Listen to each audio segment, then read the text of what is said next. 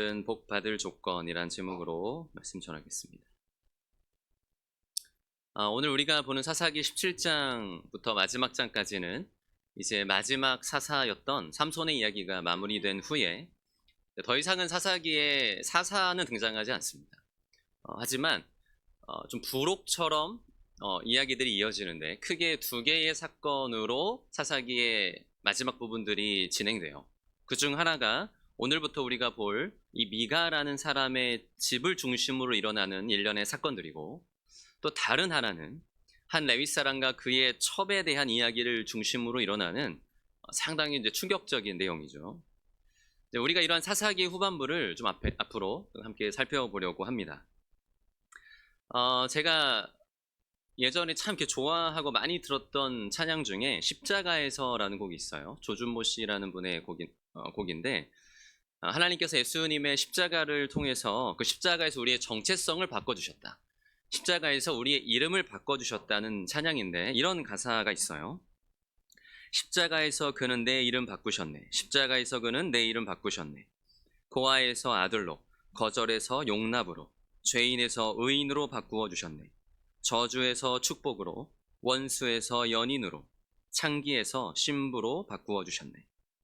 이런 가사의 곡입니다. 정말 너무 이 가사를 곱씹을수록 너무 은혜가 되어서 많이 들었던 곡이에요. 정말 우리는 죄인에서 의인으로, 또 거절에서 용납으로, 원수에서 연인으로, 창기에서 신부로, 그리고 저주에서 축복으로 완전히 뒤바뀐 자들이잖아요. 그게 우리들이죠. 이건 어떻게 보면 참 상상하기 어려운 변화예요. 우리가 정말 이전에 그런 자였다는 것을 우리가 깨달을수록 우리가 지금 이런 존재가 되었다는 게, 하나님 우리를 그렇게 불러주신다는 게 기적과 같은 일이라는 걸 깨닫습니다. 다른 어떤 방법으로도 이걸 바꿀 수 없었잖아요. 그게 우리의 이름이자 정체성이었잖아요. 죄인, 저주, 창기. 아무리 많은 돈을 주어도, 아무리 공을 들이고 어떤 노력을 해도 우리의 힘으로 이게 바뀔 수는 없는 거예요. 그런데 우리의 어떠함이 아닌 오직 예수님의 십자가를 통해서 하나님이신 그분이 그 참혹한 십자가에 달리심으로 말미암아 이 일을 이루신 거잖아요.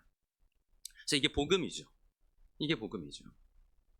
내가 저주에서 축복이 된 거. 믿기지 않는 소식인 거예요. 여전히 이게 믿기지 않을 정도의 소식이어야 해요. 우리 그리스도인들에게는. 그런데 이렇게 우리의 힘으로는, 인간의 어떠함으로는 결코 바꿀 수 없는 저주에서 축복으로의 이 전환이 오늘 본문을 보면 임의적으로 일어납니다. 우리 사사기 17장, 이제 이 이야기는 이제 1, 2절부터 좀 저와 보면서 살펴볼게요. 사사기 17장, 우리가 본 17장에 1, 2절에 이런 말씀이 있습니다. 에브라임 산지에 미가라 이름하는 사람이 있더니 그의 어머니에게 이르되, 어머니께서 은 1,100을 잃어버리셨으므로 저주하시고 내 귀에도 말씀하셨더니 보소서 그 은이 내게 있나이다. 내가 그것을 가졌나이다 하니, 그의 어머니가 이르되 내 아들이 여호와께 복받기를 원하노라 하니라. 이제 에브라임 산지에 미가라는 인물이 소개되면서 사사기 17장, 이 사사기의 가장 마지막 부분이 시작됩니다. 참고로 미가라는 이름은 여호와 같은 이가 누구인가라는 의미예요. 그러니까 이 땅에 여호와 같은 분은 없다, 이런 의미죠. 그러니까 굉장히 참 멋진 이름이에요. 뭐 이름만 보면. 하지만 정작 본문이 보여주는 미가의 삶은, 그 모습은 그의 이름이 가진 그런 고백적인 의미와는 굉장히 다르다는 걸 알 수 있어요. 그러니까 소위 명목분인 신앙인 거죠. 명목분인 신앙. 실제로 이제 교회를 다니는 이들 가운데 이러한 명목분인 신앙생활을 하는 경우를 어렵지 않게 발견합니다. 그러니까 그리스도인이라는 이름이 있고, 뭐 집사, 권사, 장로, 심지어 목회자, 목사라는 이름이 있지만, 그런 타이틀이 있지만, 그래서 그가 하는 많은 일들과 많은 말들에는 항상 습관적으로 하나님이 들어가곤 하지만 정작 그것들이 하나님과는 아무 관련이 없는 무언가일 때가 많다는 거예요. 이 명목분인 신앙이죠. 오늘 본문은 우리들에게도 그런 일이 있을 수 있다는 걸 말해주는 듯해요.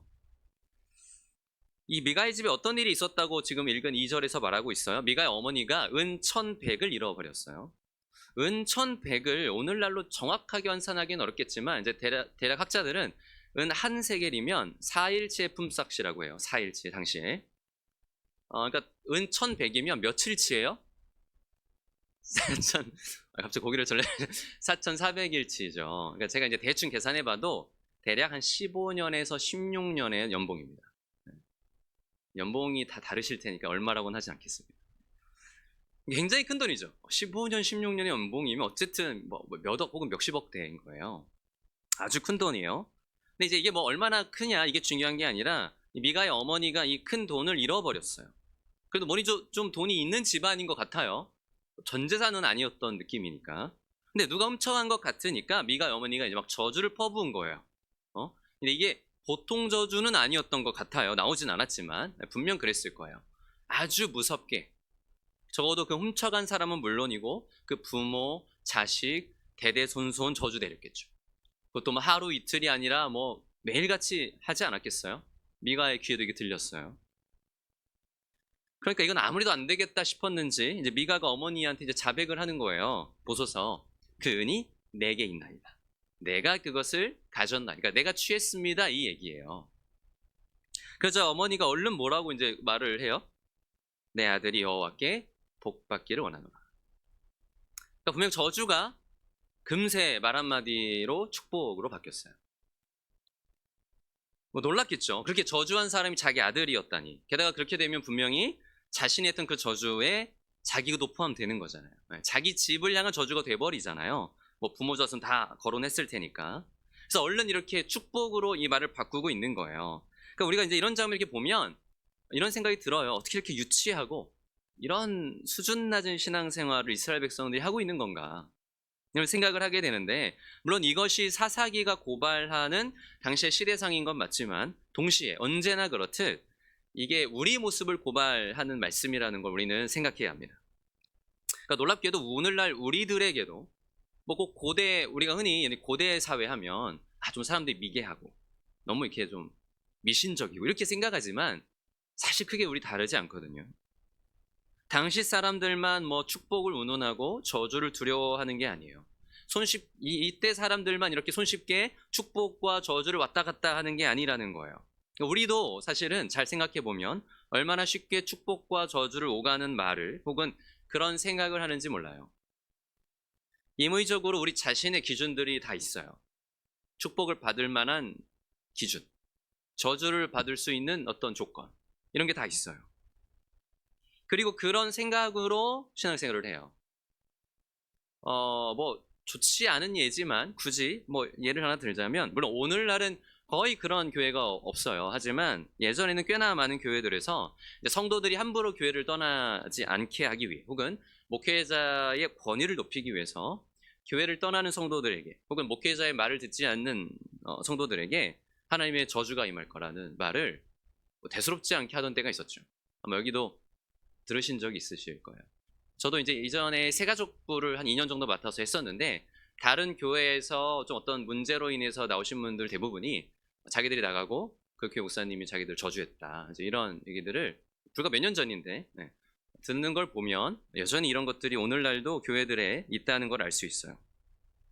그런 교회들에서는 반대로 목회자를 잘 섬기고 교회 헌신하고 헌금 더 많이 하면 하나님이 큰 축복이 있을 거라고 합니다. 때로는 이제 예배 시간에도 이렇게 일으켜 세워서 이렇게 축혀 세워주고 축복을 내려주기도 하죠. 웃음이 지어지시죠? 예, 웃으셔도 됩니다. 그렇죠. 그런 데가 있죠. 네. 근데 과연 저주나 축복이라는 것이 이처럼 사람의 임의대로 말할 수가 있는 것입니까? 제가 일부 목회자의 예를 들었고 그런 일부 교회 예를 들었지만, 사실은 우리들 안에서도, 꽤나 많은 성도들 안에서도, 특히 교회를 오래 다녔다고 하는 성도들 안에서도 습관처럼, 그러니까 말을 하지 않더라도 이 우리 안에서 작동하는 게 이러한 저주와 축복의 메커니즘일 때가 많아요. 그러니까 저주와 축복을 이렇게 하면 저주고 저렇게 하면 축복이야라는 나름의 기준을 가지고 이 기준을 피하거나 아니면 뭐 축복을 위한 조건을 충족시키는 방식으로 신앙생활을 한다는 거죠. 그러니까 자기가 보기에, 자기 기준에 보기에 합당하지 않은, 그러니까 자기에 대해서만 그런 게 아니에요. 합당하지 않은 이들을 보면서 저렇게 하면 하나님의 저주가 임하는데, 혹은 자기가 볼 때 옳게 하는 자들을 보면서는 이렇게 하면 하나님의 축복이 임할 거다 이렇게 여기는 거예요. 그리고 이런 모든 조건에는 하나님에 대한 말, 표현들, 기독교적 용어, 성경적 내용이 분명히 들어가지만 그것은 그냥 명목상일 뿐 하나님께서 의도하신 대로 올바르게 적용되는 게 아니라 대부분은 굉장히 좀 미신적으로 사용되는 경우가 많아요. 그러니까 이게 기독교인지 그냥 미신인지 모르는 그런 거 많이 경험하신 적 있지 않으세요? 뭔가 섞여 있어요. 혼합주의죠. 심지어는 이제 그런 식으로 뭔가 자기가 볼 때 잘못하고 있는, 그래서 저러면 저주받는데, 이제 이런 사람 누군가에게 그 저주를 축복으로 바꾸려면 어떻게 해야 되는지를 이렇게 가르쳐 주기도 합니다. 그러니까 소위 축복의 조건, 복 받을 조건을 말하는 거죠. 이제 오늘 설교의 제목이 이거예요. 이런 조건이 있다는 게 아니라 제가 약간은 그렇게 쓴 겁니다. 근데 여러분 정말 그런 조건이 있습니까? 그러니까 우리가 축복을 받을 수 있는 조건이라는 게 있나요? 그래서 조건을 충족하면 축복이 작동하는. 그죠? 그게 조건이죠. 조건이 충족되면 축복이라는 게 우리에게 작동하게 되는 이런 게 있나요? 분명히 제가 앞부분에 한 찬양 가사를 인용한 뒤에 예수님의 십자가 외에는 우리의 힘으로는, 그러니까 인간의 어떤 방법으로도 바꿀 수 없는 게 저주에서 축복으로의 전환이라고 했잖아요. 우리 다 그거 알거든요. 근데 우리가 신앙생활 하다 보면 나도 모르게 내가 생각하는 기준으로의 축복을 이룰 수 있는 것들이 생겨나는 거예요. 우리 임의대로 이것들을 정해요. 그 기준을. 그러니까 말로는 우리에게 자격이 없다고 하지만 내심 내가 이렇게 하면 복을 받을 거다. 내가 이렇게 하면 하나님이 나에게 복을 주신다라는 게 있는 거예요. 그리고 그렇게 해야 한다고 다른 이들에게 말하거나 가르치죠. 하나님의 복을 받는 방법을. 실제로 이제 그런 책들이 있어요. 하나님의 복을 받는 20가지 비결. 제가 분명히 있을 거라고 생각하고 검색해봤는데 있더라고요. 벗어나지 않습니다. 딱 대놓고. 그리고 뭐 심지어는 이런 책도 있어요. 물질의 복을 받는 비결. 어떤 비결이 있다고 생각하는 거예요. 그리고 여러분 의외로 이런 책들을 참 많이 읽어요. 이런 책들이 보통 베스트셀러예요. 대체 하나님의 복이 무엇입니까, 여러분? 하나님의 복. 그게 무엇이길래 그런 조건들을 충족시키면 혹은 어떤 내가 비결을 깨달으면 하나님께 얻어낼 수 있는 무언가가 있다고 생각하는 걸까요? 그러니까 우리 대부분은 그런데 여러분 한편으로는 씁쓸한 게 우리도 다 그게 있어요. 어느 정도는. 제가 좀 짚어드려 볼게요. 그러니까 각자의 마음속에 우리가 생각하는 복을 받을 수 있는 조건이 있어요. 그래서 그게 어떻게 우리가 드러나냐면 내가 그 조건에서 좀 멀어졌다고 생각하면 불안해져요. 그래서 불안하면 이걸 해소해야 되니까 교회를 좀 열심히 다시 나오거나 뭐 헌금을 좀 열심히 하거나 뭔가 선행을 해요. 그럼 안심이 돼요. 조금 불안이 해소가 돼요. 그러니까 내가 그 조건에 가까워지기 위해 어떤 노력들을 하거나 그 조건을 충족시키기 위한 시도들을 하는 거예요. 그러니까 우리 모두가 이런 면이 있다는 걸 사실 부인할 수 없어요. 그런 식으로 우리에게 나타나는 거예요, 이게. 그리고 그렇게 하는 것이 우리의 신앙의 전부가 될 수도 있어요. 잘못하면. 그렇죠. 그러니까 진짜 하나님과의 관계하고는 상관없이 사실 내 마음에 어떤 조건이 있는 거예요. 자, 여기서 부족하다 하면 좀 다시 열심을 내고 충분하다 그럼 좀 다시 느슨해지고. 좀 더 본문을 살펴보면서 우리의 그런 모습을 발견하면 좋겠습니다. 본문에 이제 미가의 어머니로 시작해서 이런 모습을 찾아볼 수 있는데 3절과 4절을 한번 보세요. 미가가 은 1,100을 그의 어머니에게 도로 주매 그의 어머니가 이르되 내가 내 아들을 위하여 한 신상을 새기며 한 신상을 부어 만들기 위해 내 손에서 이 은을 여호와께 거룩히 드리노라. 그러므로 내가 이제 이 은을 내게 도로 주리라. 미가가 그 은을 그의 어머니에게 도로 주었으므로 그 어머니가 그 은 200을 가져다가 은장색에게 주어 한 신상을 새기고 한 신상을 부어 만들었더니 그 신상이 미가의 집에 있더라. 이제 아들 미가가 사실 제가 가지고 있었어야 하고 은 1,100을 돌려주니까 어머니가 이걸 뭐라고 해요? 갑자기 아들을 위해 신상을 만들겠다고 하면서 신상을 만들기 위해 이 은을 여호와께 거룩히 드리겠다고 말합니다. 지금 제가 명목분인 신앙이라는 말씀을 앞에서 계속 드렸어요. 그러니까 생각해보세요. 아니 아들을 위해서 주는데 그리고 신상을 만들 건데 왜 표현은 여호와께 거룩히 드린다고 하죠? 왜 거기에다 여호와 하나님을 갖다 붙입니까? 정말 그럴듯한 표현이잖아요. 여호와께 거룩히 드리노라. 그러니까 이게 그런 거예요. 명목상의 신앙. 그러니까 너무 습관적으로 그리고 심지어 실제 그렇게 생각을 하는 거예요. 이거 여호와께 드리는 거야. 근데 진짜 목적은 뭐예요? 아들을 위한 거죠. 혹은 자기가 복받기 위한 거죠. 저주 피하기 위한 거죠. 근데 이 미가의 어머니는 그렇게 생각하는 거예요. 이게 본문에서 보니까 우리가 너무 뚜렷하게 잘 보이잖아요. 그렇죠? 근데 우리도 그럴 때가 있어요. 우리도. 근데 우리 그게 안 보이는 뿐이에요. 그러니까 지금 미가의 어머니는 앞에서 말한 저주를 복으로 바꾸기 위해 예물을 하나님께 바치는 거예요. 하나님께 예물을 드리면 저주를 복으로 바꿀 수 있다고 생각하는 거예요. 근데 이상한 점이 있어요. 뭐가 없어요, 지금 모든 여기까지 과정 속에? 회개는 없어요. 그죠? 회개는 없어요. 정작 회개하는 모습은 나오지 않아요. 좀 더 노골적으로 말하면 지금 이들의 말에는 하나님이라는 표현은 쓰고 있지만 정작 이들이 하는 일 속의 일은 무엇 하나 하나님과 관계 있는 게 없어요. 전혀 하나님과 상관없는 일이고 하나님과의 어떠한 인격적 관계도 여기는 없어요. 그냥 말뿐이에요. 미가도 여러분 생각해 보세요. 자기가 어머니의 돈을 1,100이나 훔쳤어요. 몇 억씩. 네. 근데 그렇게 많이 훔쳐놓고는 막 저주받을까봐 돌려주는데 사실은 뭐라고 해야 정상이에요? 어머니, 죄송해요. 제가 죽을 죄를 졌어요. 뭐 이렇게 그냥 말이라도. 근데 그런 게 전혀 없거든요. 그냥 제가 가졌어요. 여기 있어요. 이렇게 그냥 주는 거예요. 어떻게 이럴 수가 있을까? 이런 생각이 들지만 미가의 어머니를 보면 알 수 있어요. 그 한편으로는 굉장히 뻔뻔하죠. 그렇게 하면서 하나님께 거룩히 드린대요. 아주 태연하게 말하면서 정작 자신이 함부로 그런 저주의 말을 내뱉은 거에 대해서는 회개하지 않아요. 그러니까 철저하게 뭐예요? 이 속에 하나님은 없어요. 내가 생각하는 이럴 땐 예물 드리면 돼.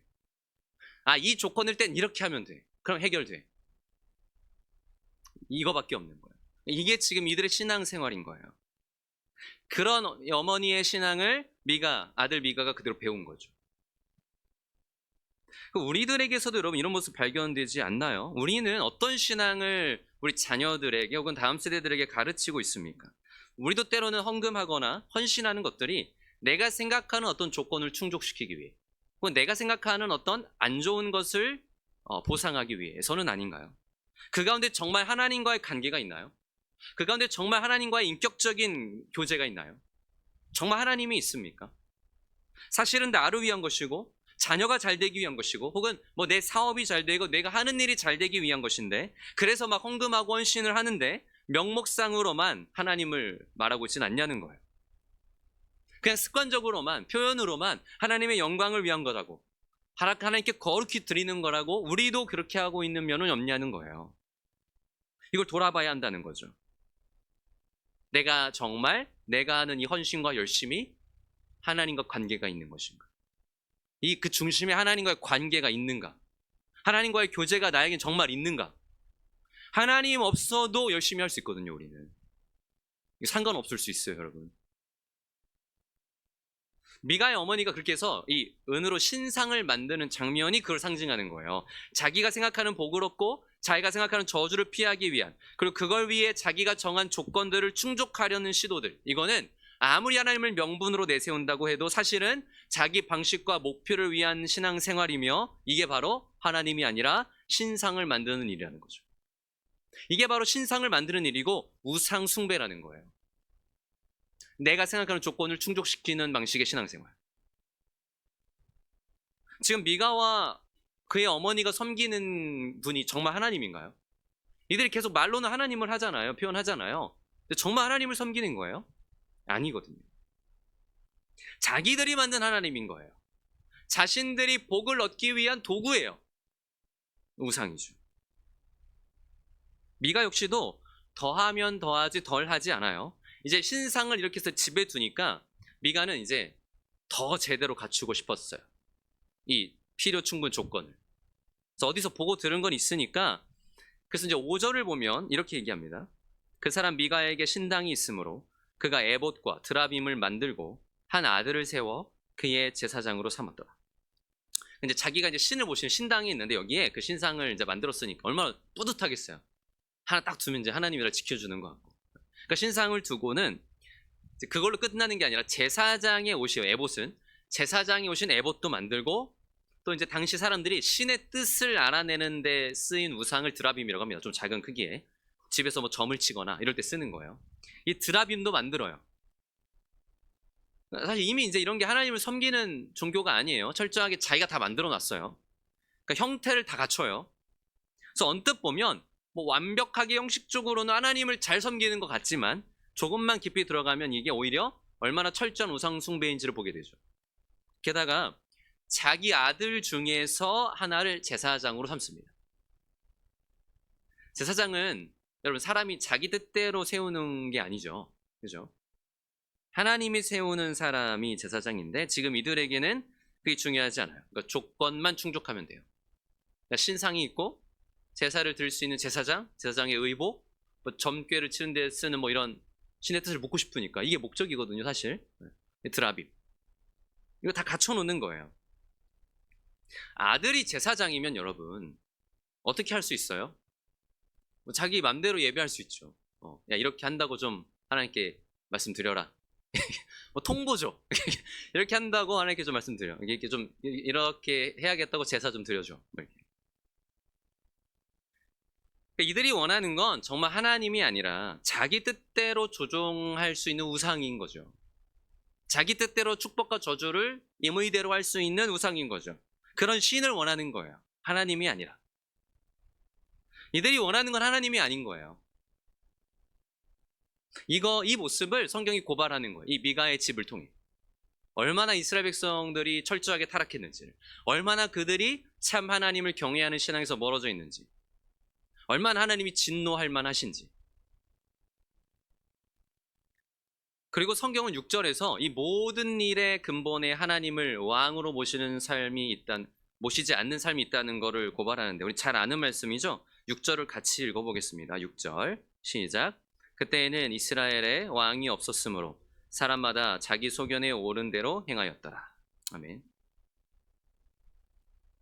아무리 열심히 하나님을 섬기는 것 같고 모든 종교적 형식과 구색을 다 갖추어 그럴듯해 보인다고 해도 정말로 하나님을 왕으로 모시는 일도 아니고 이것은 그분을 경외하는 일도 아니라는 거예요. 지금 미가의 집에서 일어나는 이런 모습이 바로 자기 소견에 오른 대로 행하는 일인 걸 보여주는 거예요. 자기 소견에 행한다는 게 여러분 어느 수준인지를 우리가 알 수 있냐면 하나님이 뻔히 계신데 막 내 멋대로 산다 이 정도가 아니에요. 하나님도 자기 소견대로 조종하는 거예요. 그럴 수 있다고 생각하는 거예요. 어떤 수준인지 아시겠죠? 그러니까 이게 이스라엘 백성들이 지금 사사시대에 처한 영적인 위험이에요. 하나님을 차라리 모르는 게 나은 거 아니에요? 이 정도면. 그리고 이제 이러한 이스라엘의 모습, 대표적으로 한 가정 속에 한 레위인이 등장합니다. 오늘 우리가 함께 읽은 본문이에요. 이 사람은 유대 베들레헴에 거류하였는데 이제 거주할 것을 찾아 돌아다니다가 어디까지 왔어요? 에브라임 산지까지 왔어요. 우리가 이거 언뜻 생각해도 생계를 유지하고 거류할 곳을 찾으려면 산으로 가야 돼요? 아니면 평지 쪽을 좀 돌아다녀야 돼요? 좀 차라리 평지나 이런 데를 가야죠. 산지까지 왔다는 건 그 정도로 어려웠다는 거죠. 그러니까 레위인이었지만 사실 레위인들이 이제 제사장의 직무를 수행할 수 있고 또 그렇기 때문에 레위인에게는 뭐가 없어요? 기업이 없어요. 제가 예전에 이거에 대해 설교한 적이 있는데 기업도 없고 그래서 원래 레위인들은 무엇에 의하여 살아가도록 돼 있어요? 11조. 그죠? 사람들이 내는 그 하나님께 드리는 제물의 11조를 통해 살아가는 게 제사장이고 레위인인 거예요. 그러니까 모든 레위인들은 제사장의 직무를 하든 아니면 성전을 섬기는 일을 하든 그래서 자기들에겐 뭐 그런 땅이 없어요. 땅이라고는 고작 백성들이 제사를 드리기 위해 하나님께 드리는 가축들을 좀 뭐 임시 보관하는 정도의 땅밖에 없어요. 어쨌든 근데 이 레위인이 살아가기 어려서 여기까지 왔다는 건 당시 시대가 어땠다는 거예요.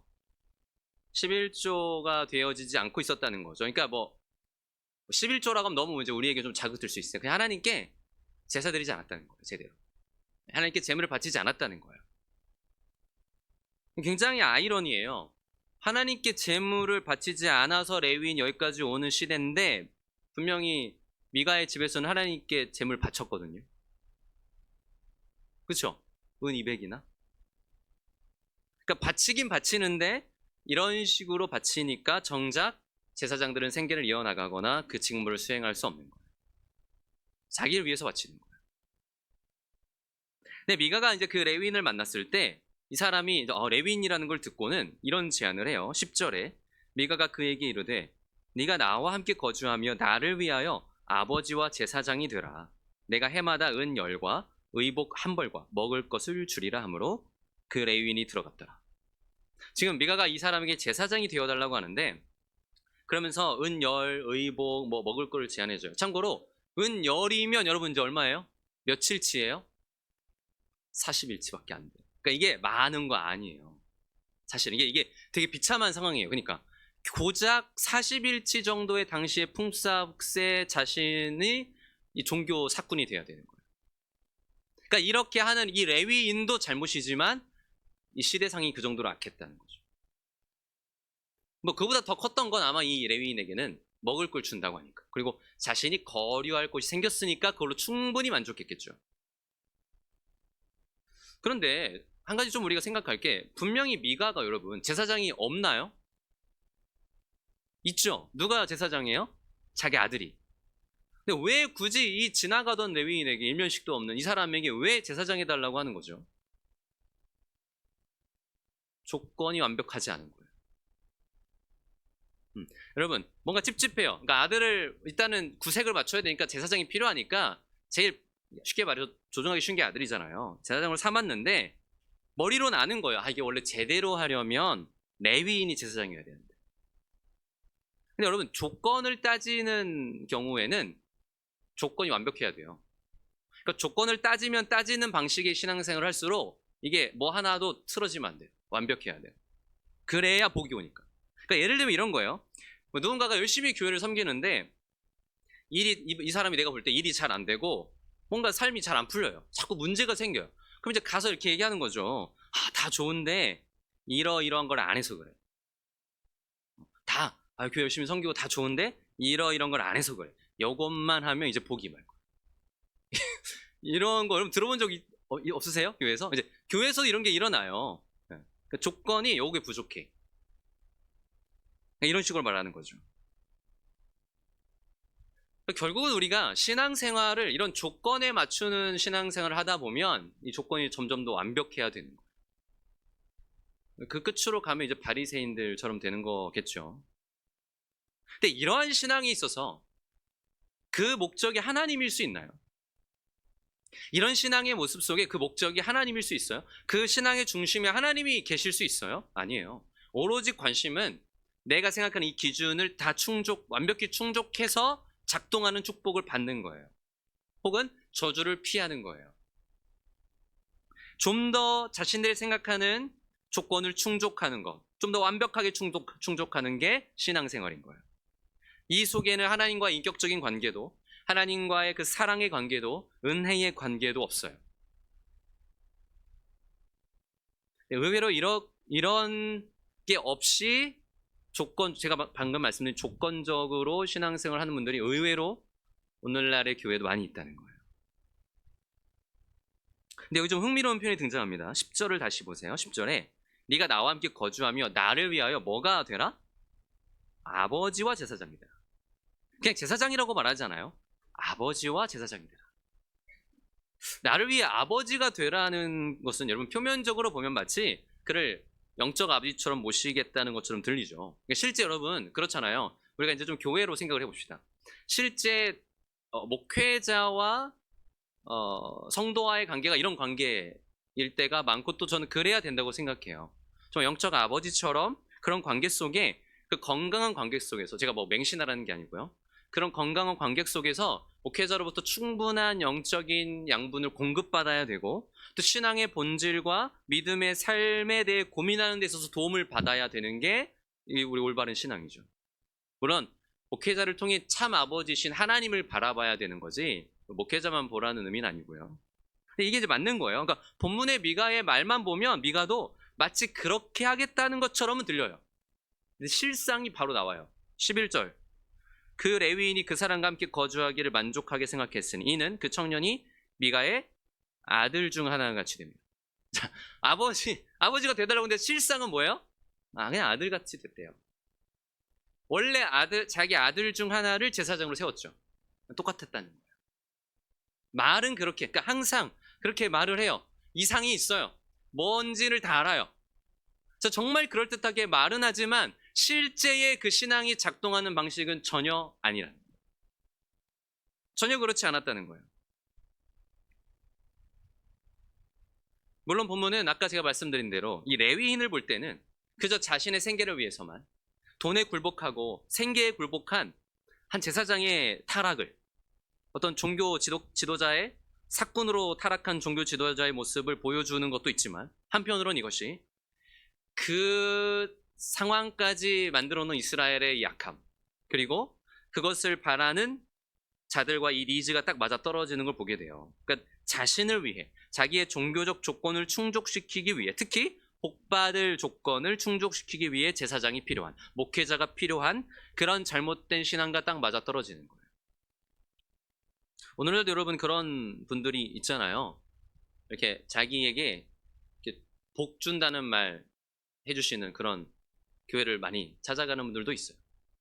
아, 내가 일주일도 힘들게 사는데 이렇게 교회 와서라도 이렇게 복된 말을 들어야지. 복된 말을. 이렇게 그래서 복을 많이 얘기해 주시는 걸 좋아하는 분들도 있어요. 근데 자칫 이게, 물론 당연히 교회는 복도 얘기하는 거지만 성경이 말하는 참된 복이 무엇인지를 우린 고민해야 되는 거죠. 디모데후서의 말씀을 떠올리게 하는데 우리 여기 한번 찾아서 읽어보겠습니다. 디모데후서 4장으로 여러분 가보시겠까요? 신약 좀 뒤쪽에 있습니다. 디모데후서 4장 3절과 4절입니다. 디모데후서 4장 3절 4절.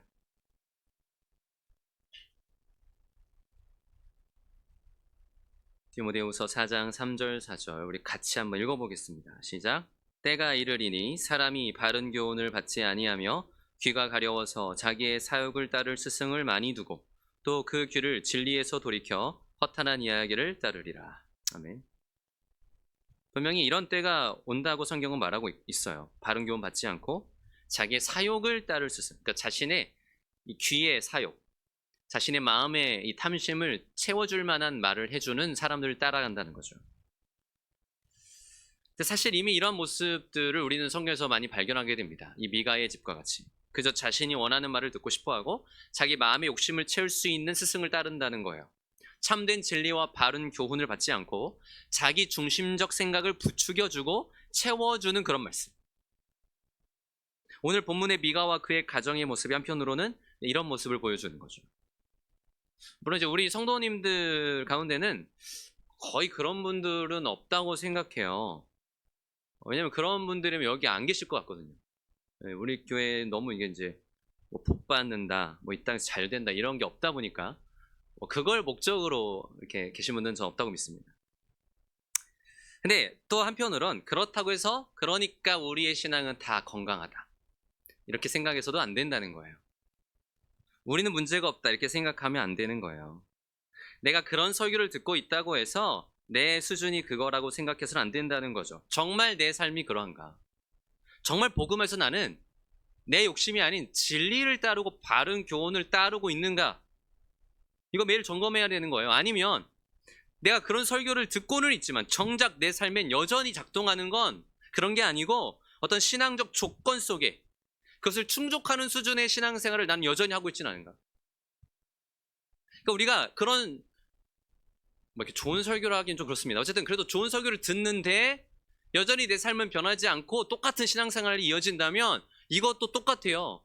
내 사욕만 채우는 거예요. 내 귀의 수준을 채우고 싶은 거예요. 귀로라도 나 좋은 신앙생활 하고 싶어. 이걸 채우고 싶은 거예요. 근데 내 신앙은 정작 내 실제 삶은 상관없을 수 있는 거예요.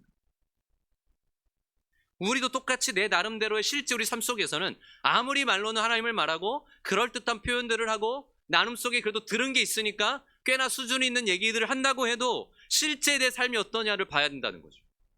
실제 여러분의 삶에서 작동하는 게 똑같이 어떤 기준을 충족하기 위한 신앙생활은 아닌가?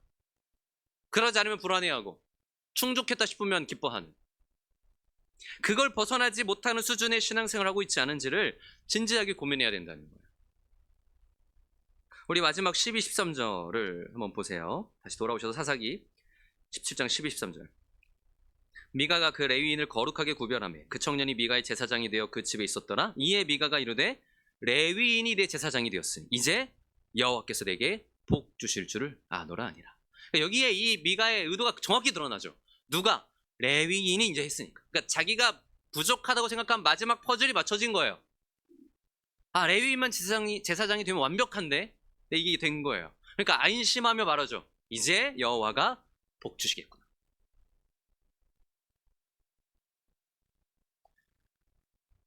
하나님은 여기 없어요. 조건에 따라 축복이라는 게 작동하는 것이죠. 여러분, 분명히 여러분 아실 거예요. 이런 조건이라는 건 없다는 거. 하나님께 완벽하게 복을 받을 수 있는 어떤 조건을 우리가 충족하거나 뭐 그런 건 없다는 걸 여러분 아실 거예요. 복을 누가 주관하세요? 오직 여호와께서 주관하세요. 그리고 도대체 복이 뭐예요? 지금 좋아요. 미가가 생각하는 복이 뭐예요? 잘 되는 거죠. 이 땅에서 잘 되는 거죠. 잘 먹고 잘 살고 큰 걱정 없이 저주받지 않고 사는 거죠. 그러니까 복을 받고 싶은 거잖아요. 근데 그 안에 정작 회개 없어요. 정작 그 안에 하나님은 없어요. 참 마음의 중심으로 주님을 왕으로 보시는 거 없어요. 아무것도 없어요. 뭐밖에 없어요? 신앙의 껍데기. 근데 완벽한, 겉으로는 너무나 완벽해 보이는. 여러분, 우리들에게도 이런 오류는 없습니까? 정말 우리의 삶 속에서 껍데기 말고, 여러분 이런 말씀 죄송한데 교회에서는 다 잘하는 것 같잖아요. 그렇지 않아요? 교회에서는 사실 다 우리가 어느 정도는 좀 갖추고 있잖아요. 근데 정말 내 삶에 회개가 있냐는 거예요. 정말 내 삶 속에 진정으로 회개를 통해 하나님께 돌이키고 주님께 날마다 가까이 나아가고 기도와 말씀 앞에 엎드리는 모습이 우리에게 있냐는 거예요. 아니면 그냥 내 양심에 찔리는 일이 있을 때, 아까 제가 말씀드린 내가 생각하는 어떤 조건에 좀 미달되어서 불안할 때, 그때 좀 더 열심히 교회 나오고 좀 더 헌금하고, 그렇게 해서 내 불편하고 불안한 마음을 누그러뜨리는, 이게 우리의 신앙생활이 되고 있지 않은지를 돌아봐야 한다는 거예요. 결국은 사실 우리도 복 받고 싶은 거잖아요. 그 복 받을 만한 조건을 우리도 나름대로 생각하고 그걸 채워가고 싶은 거잖아요. 심판과 영벌이 아니라 구원과 천국을 얻고 싶은 거잖아요. 그런데 그게 이런 식으로는 이루어지지 않는 거잖아요. 우리가 복 받으려고 그러니까 여기서 말하는 복은 이 땅에서 내가 생각하는 그런 복을 이루려고 예배 드립니까? 우리가 그런 복을 받으려고 목회자를 섬기고 교회를 섬기고 헌신합니까? 아니잖아요. 하나님을 더 알아가고 그분을 가까이 하고 정말 하나님의 은혜의 한 자락이라도 더 붙들기 위해, 그 영광의 빛을 한 조각이라도 더 보기 위해 예배하고 헌신하며 내 삶에서 하나님을 깊이 찾는 거잖아요. 그리고 그 자체가 복이에요. 그 자체가. 그렇게 하나님을 찾고 계신다면 다른 복 없어요. 그 이상은. 그 자체가 복이에요. 그렇게 하나님을 만나는 거, 그렇게 열심히 내가 하나님을 구해서 내 마음이 더 편해지는 그게 아니라, 그렇게 임하는 평안을, 그러니까 내가 내 조건이 어느 정도 충족됐으니까 누리는 평안 아니에요. 그런 평안이 진짜 평안이 아니고 폭풍 한가운데서도 나를 만나주시는 주님으로 인한 평안. 진짜 내 왕이 하나님이시기에 당장의 내 형편이 어떠하더라도 결국 왕이 다스리시는 그 나라가 정의와 공의와 사랑이 이루어질 것을 믿기 때문에 우리 안에 이루는 평안. 그래서 우리가 잘 아는, 여러분 히브리서 11장에 모세에 대해 이런 말이 있어요. 제가 읽어드릴게요. 여러분 잘 아시는 말씀이에요. 믿음으로 모세는 장성하여 바로의 공주의 아들이라 칭함받기를 거절하고 도리어 하나님의 백성과 함께 고난받기를 잠시 죄악의 낙을 누리는 것보다 더 좋아하고 그리스도를 위하여 받는 수모를 애굽의 모든 보화보다 더 큰 재물로 여겼으니 이는 상주심을 바라봅니다. 여러분, 모세에게 있어서 최고의 보화가 뭐예요? 그러니까 복이 뭐예요? 복이? 심지어 그리스도를 위하여 받는 수모예요. 아, 내가 저럴 줄 알았어. 이렇게 생각하실 수 있는데, 모세에게서 진짜 보화, 진짜 복은 오히려 그 눈에 보이는 모든 그 영화로움과 애굽의 보화가 아니라 그리스도를 위하여 받는 수모였고 하나님의 백성과 함께 받는 고난이었대요. 근데 이게 이해가 되는 게 그리스도인이에요. 물론 반기지까지 못하겠어요. 그걸 아유 웰컴 이렇게는 못하겠어요. 그런데 이게 뭔지 알아요. 팔복에도 마찬가지죠. 여러분, 예수께서 팔복에서 어떤 자들에게 천국이 그들의 것이라고 했어요. 뭐 다 읽긴 그렇고요. 제가 두 가지만 말씀드리면, 심령이 가난한 자는 복이 있나니 천국이 그들의 것이며, 의를 위하여 박해를 받은 자는 복이 있나니 천국이 그들의 것이며. 똑같잖아요, 이 맥락이. 그러니까 어쩌면 성경이 말하는 복은 우리가 흔히 생각하는 복과 너무 다르고, 또 그 복을 받기 위한 조건도 없어요. 오직 하나님을 진정으로 만나고 하나님과 동행하며 하나님의 은혜를 누리는 자만이 할 수 있는 무언가예요. 그거 없이 어떻게 그리스도를 위한 고난이 복이 될 수 있어요? 하나님을 만나지 않았는데 어떻게 하나님의 백성과 함께 받는 고난이 복이 될 수 있냐고요.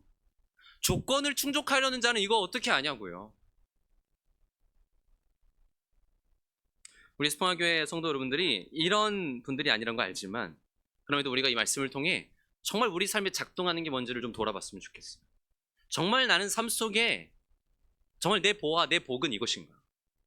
오늘 나의 복이 이것인가? 그렇다면 여러분 다 복 받은 자들이에요. 믿으시죠? 여러분 이 세상에서 가장 큰 복 이미 받으신 분들이에요. 그리고 더한 복도 받으실 거예요. 정말로.